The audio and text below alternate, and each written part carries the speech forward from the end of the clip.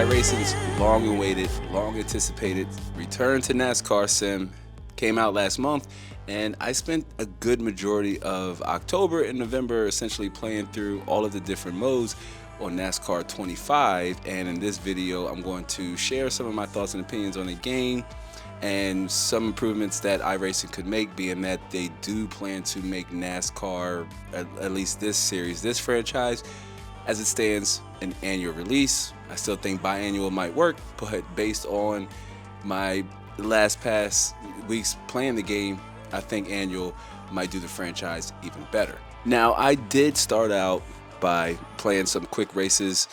I am essentially a casual to the NASCAR scene, so I essentially had to jump in and learn the controls, just get familiar with the game's physics and all that good stuff, just how the car handles.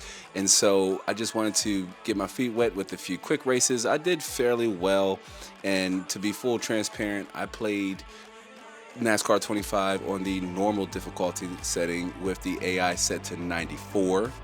The closer you are to about 105, the harder the difficulty, but I did play on normal, and I find myself struggling on some tracks but still being able to master others. I was really good at Talladega, I was really good at Daytona, I was really good at most of the longer stretch base ovals, but not so much the shorter ones. I did struggle with a lot of the shorter different tracks, but for the most part, a lot of the quick races I finish first place, or I'll finish top 5 easily in some of the different races.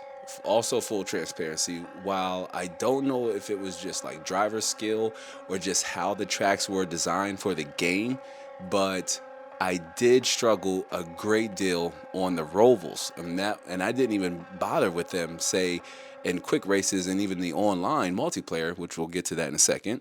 But I didn't even bother with the rovals on either of those two game modes. I just played through them where I had to, and that was largely in part in the career mode, which to me was a truly fun and defining experience as a stock car racing driver.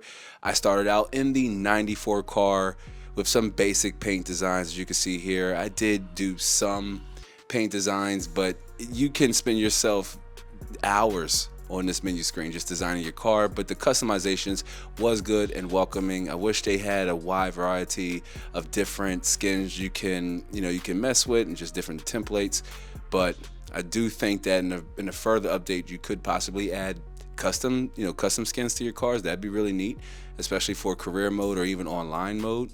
But for the most part, I spent the time in the Arca Menard series. You start, as most drivers do, over in the Arca Menard series, and I started over in the Arca Menard series, dominated over there, again on normal.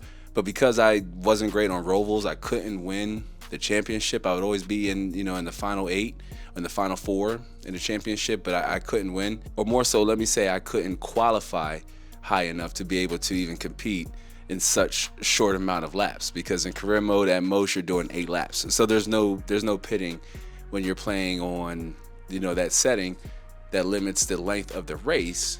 But for the most part, if you didn't qualify in top 5, it was really hard to catch up with the AI, because they're just so good, and very rarely are they going to make mistakes.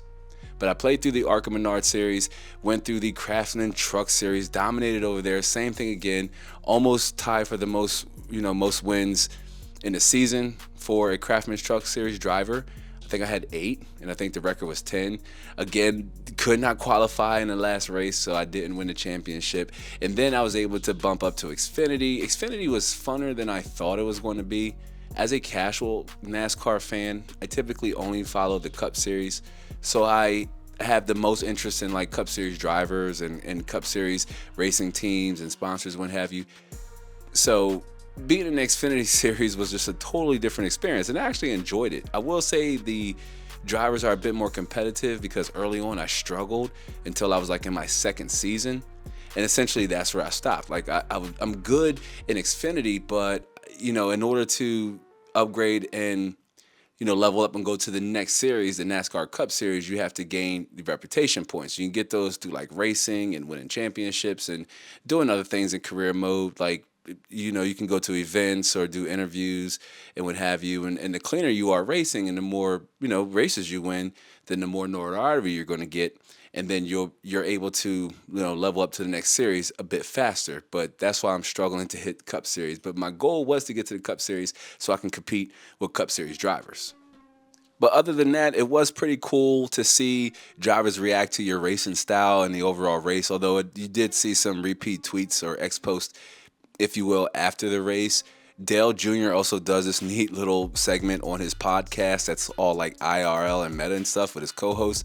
And to be very honest with you, I just kind of casually listened to it. You can't skip it, and that's utterly frustrating because you just really want to jump into the next race when you're in career mode because there's essentially nothing else to do. But it is nice to have that, and he kind of just talks about, some of the different highlights and what's going on with the season and who has what positioning and what's going on with each car. So that was welcoming. But other than that, in career mode, you're really just looking forward to the next race. You're really just looking forward, trying to move up a position or gain those playoff points so that you can be competitive towards the back end of the season. But in career mode, I enjoyed the nighttime races. I think this is one of the times where NASCAR 25 really stood out, and that's both in different perspectives and different angles. We're going to talk about that cockpit view here in a second because while I do like the way it looked, I didn't really race in that mode a great deal unless I had a significant lead, and I just wanted to kind of capture that moment of driving a NASCAR, or a stock car in a race, right? And between the view and just the overall sound design of the cars, I really like the way they nailed the sounds of, the sound design of just the overall experience of being inside a stock car. When you're switching between perspectives, the sound changes from like an internal to an external, and that's pretty neat, right? Like it's the small things, and going around the track really makes you feel like you're down there, in the race, and you're inside that car, and you're competing for the number one spot. But yeah, the sound design and the nighttime races, this is where the graphics really stood out, in my honest opinion. The reflections off the cars, just how the overall track looked, and you really had that nighttime feeling. One of the negatives that I will throw in between here as I hit you with a positive, because it's really not a great deal of negatives, but I can see the gripe and the complaint with the lack of a natural day to night transition in between races. I mean, it just really happens like a cutscene in between stages. That should feel like a natural progression from day to night just as the race progresses, and you want to race through that golden hour into the nighttime, right? That'd be really neat. But other than that, the nighttime races did look really good. The graphics and the overall design of the cars looked really good. They were sharp, rich, vivid, and detail. A lot of times I found myself just sit back and watching the race replay, which is just your ability to just like rewatch the entire race from start to finish to get an idea on how you performed or see if you missed anything on the track. I found myself doing it a great deal, but I just sat back and just enjoyed just seeing the different perspectives and the different angles that you get in that preview mode. There's a lot to be had. I wish it showed a little bit more context, kind of like you do when you're watching the race in a natural format like on TV. And you get like, who's in what place and just what's going on. I wish it did that during the replay, something we can possibly see in NASCAR 26. But I found myself watching the replay a great deal just to get, enamored with the graphics and how the car designs from the stickers and just how close they were to the IRL models looked like they were ripped right off of the IRL cars and thrown into the game. And in terms of gameplay, I will say at times I felt like the AI, more so in the Xfinity races, was super aggressive at some tracks, and at other times I just thought that they were just nearly impossible to keep up with or compete, or their car was just suddenly fast out of nowhere and there was just no way I could keep up. And again, in career mode, when you're playing on such short lap distances, there's no need to pit, right? Like you can go 35, 36 laps on a can, so there's no need, or two cans, so there's no need to refuel. You don't have to worry about those things, and you really don't have to worry about tire wear either. But it's hard to catch the AI if they don't have to pit, right? Like if they're just in a groove and they're running a good lap, there's no way you can catch up with them. Their car is just fast. So it did feel competitive. I am hesitant to change the difficulty from normal, at least for me, being that again I do still struggle at some races, and even Talladega, more so Daytona. Daytona is still super competitive. Like I still have to compete and really race. But once I get into a groove or once I qualify in first place, it's really hard, to catch my car. I do race, like online and in quick races with my boy Denny Hamlin. I do race in the number 11. He's one of my favorite drivers currently right now in NASCAR. It's unfortunate what happened to him in the championship race, but yeah, I do race with the number 11 car, and Denny's progressive car looks really neat. One thing I do hope that they will add a little bit more in abundance versus having to pay for it, and that's additional paint schemes for those drivers, so you don't have to see the same thing. And especially online, if two of the same players have the same driver, maybe they can alternate between paint schemes to make it just a little less confusing.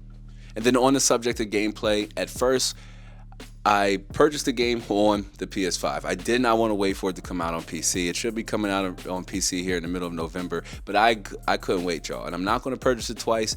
I just bought a capture card, and I figured we had to do it anyway for upcoming games as they're going to release only on Sony that we're going to want to test, review, live stream, all that good stuff.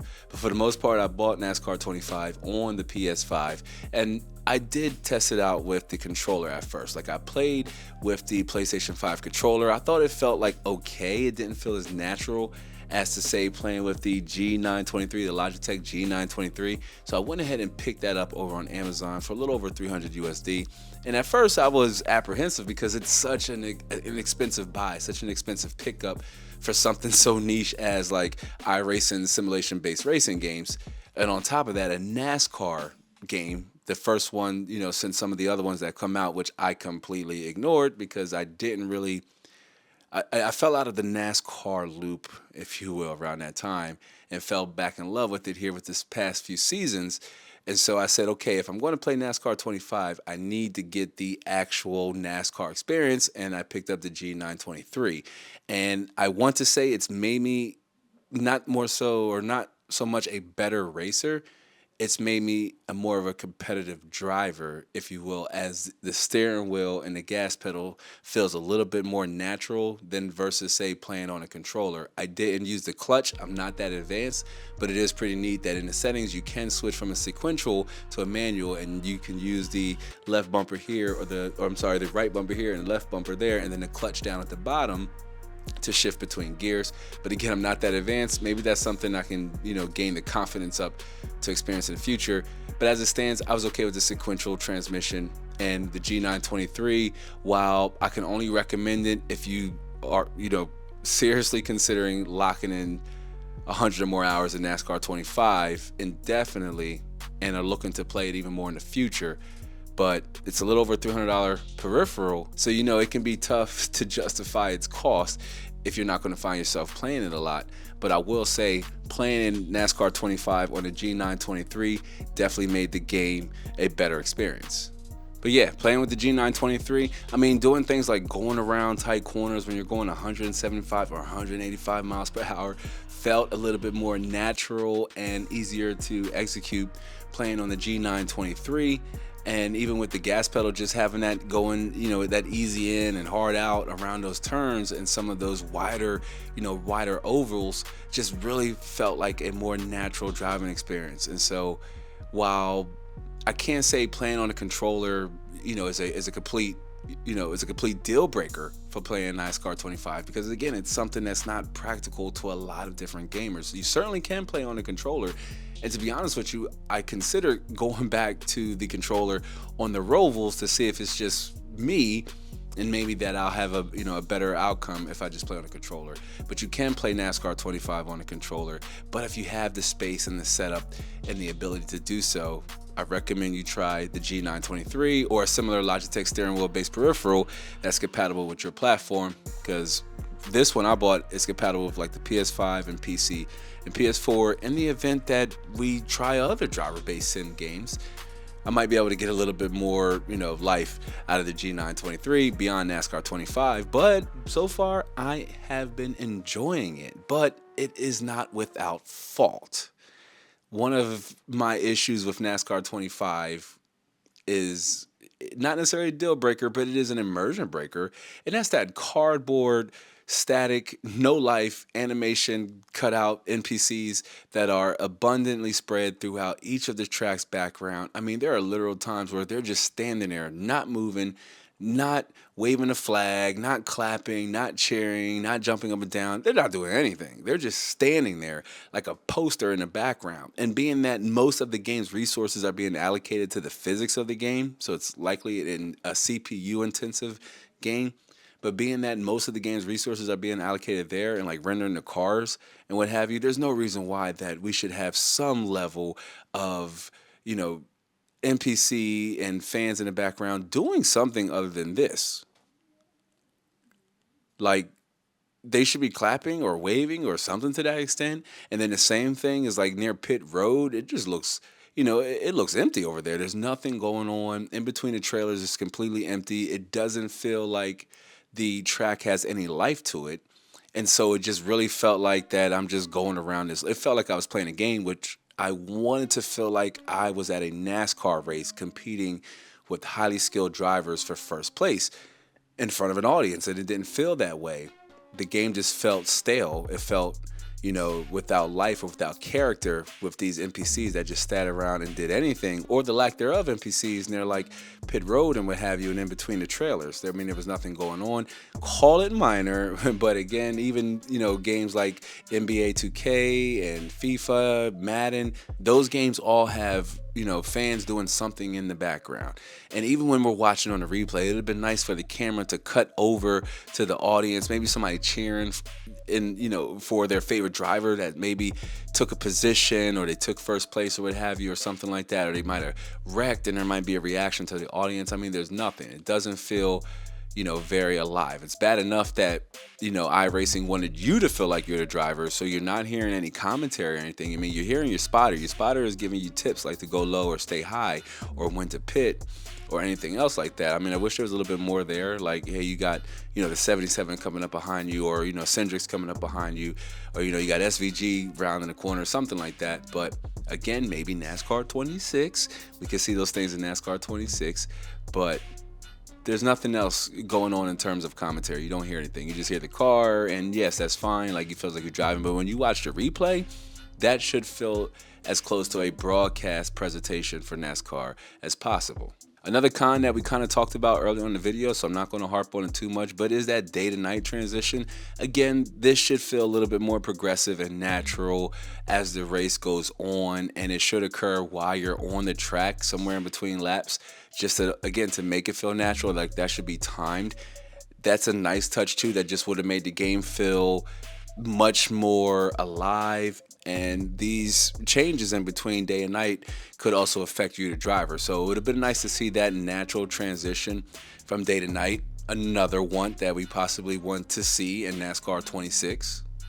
And then another addition that we want to see in NASCAR 26 is crash replays. I know it's a little difficult because in NASCAR, you don't really slow down.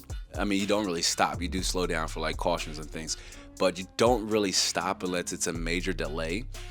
But it would have been nice to at least see crash replays even in the actual post-race replay. Yeah, on a track, you don't know that, the 77 crash. I don't know why I keep picking on Hocevar, but you don't know if the 77 crash or if Kyle Busch it just caused a massive wreck back there. Unless you see it, you look up and you see it in your rearview mirror and you're like, oh man, there's a big wreck going on. But other than that, it's really difficult to see what caused that. And only here recently when I played online did I experience restarts. You really don't get that in quick races. And there wasn't enough wrecks in, say, online on my career mode, if you will. So there's no really way to tell if somebody wrecked unless you see it and you ride through it, or you look in your rearview mirror and you just so happen to notice that, oh, hey, the 77 wrecked again. And I'm not picking on the 77, I promise. But yeah, it would have been nice to see crash replays, at least during the post-race replay. But maybe we'll get that in NASCAR 26. Burnouts, I could see now, should have been a thing, especially on online multiplayer. It's kind of like being in, the winner circle or being highlighted as the race winner, just being able to go ahead and do that. So it being there and not being there, burnouts not being in NASCAR 25, again, not a deal breaker. Just would have been nice to see just another feature that just would have leveled up the game and took it to a whole nother NASCAR experience that we haven't quite seen. We had burnouts in previous NASCAR games, but if they could have did it in a modern spin or a modern twist, and especially online, that would have been perfect. That would have been sweet. And then there's the online multiplayer. I played the online multiplayer, played a few races, played about 4 or 5 races. And the way it works is you pick a lobby through pages up to like 9 different pages. You can pick lobbies that are already set up and just waiting for players to fill in, drivers, if you will, waiting for drivers to fill in. I tried hosting as well, a few races at Daytona. And my multiplayer experience was essentially a mixed bag.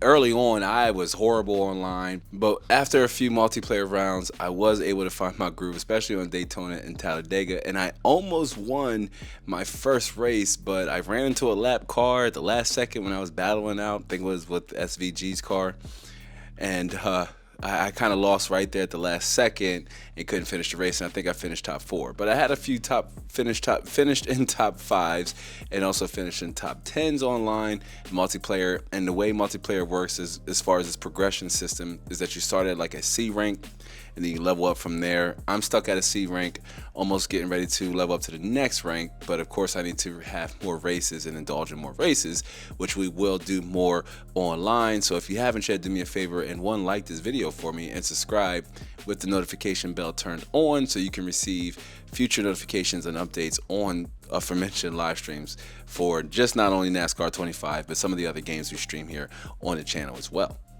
But the multiplayer was fun. It's something I can see myself playing more of, especially away from, say, Battlefields and your Call of Duties and what have you, and your World of Warcrafts. It's just a different kind of grind and just a different way to compete, very similar to, say, like Madden. So I do see myself playing more multiplayer races. I actually had a good time over on the multiplayer.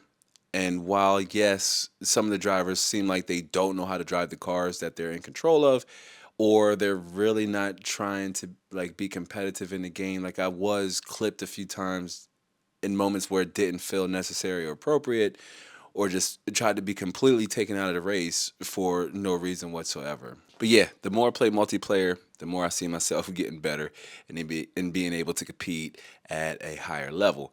But essentially, over in the settings section, you did have a wide variety of settings that you could adjust to find your driver style or find a play style that suits your needs or your setup, rather that's playing on a controller or playing on a steering wheel. I didn't spend too much time here. I just adjusted these steering wheel settings a little bit to fine tune the overall physics or how the car felt to me on some tracks. And then you could also browse through many of the driver ratings that are available in each of these series, from ARCA to Cup to Craftsman's to Xfinity. You can look at all the different driver ratings and their stats. That's pretty cool. And then with a wide variety of game modes available, from quick races to career mode to even championship, where you just pick one of the drivers from your series that you're interested in, where you take them through a full season or a partial season or a quarter season or a custom season, all the way up to the championship. So that's pretty neat. And with all those options, you will have a lot of different content to keep you occupied here in NASCAR 25, especially with it being a possible annual release. So with that said, can I recommend NASCAR 25? Especially if you're a casual gamer like myself, or a casual NASCAR fan, or even a hardcore NASCAR fan, or even sim-based racer, and you're coming over from like F1, or you're coming from Forza, something to that extent,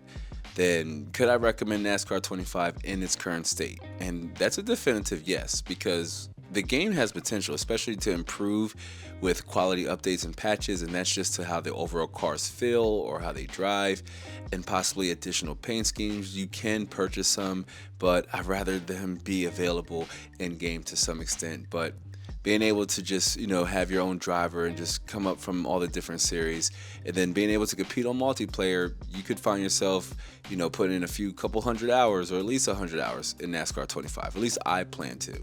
So do I recommend NASCAR 25? Yes. If I could grade it or rate it, I'd say it's somewhere between a 7 out of 10, or I give it somewhere between a strong C+ and a B. That I'm enjoying it, I'm having a good time, and it's actually taking the interest away from some of the games we played here on the channel, where I could just focus on NASCAR 25 and becoming a better driver. But that's all I got for this one, y'all. If you haven't yet, do me a favor and like this video for me, and subscribe with the notification bell turned on. And with that said, I do hope to catch you all on the next one. So until then, be easy. Clear low. One inside. Clear inside. too amazing as a driver.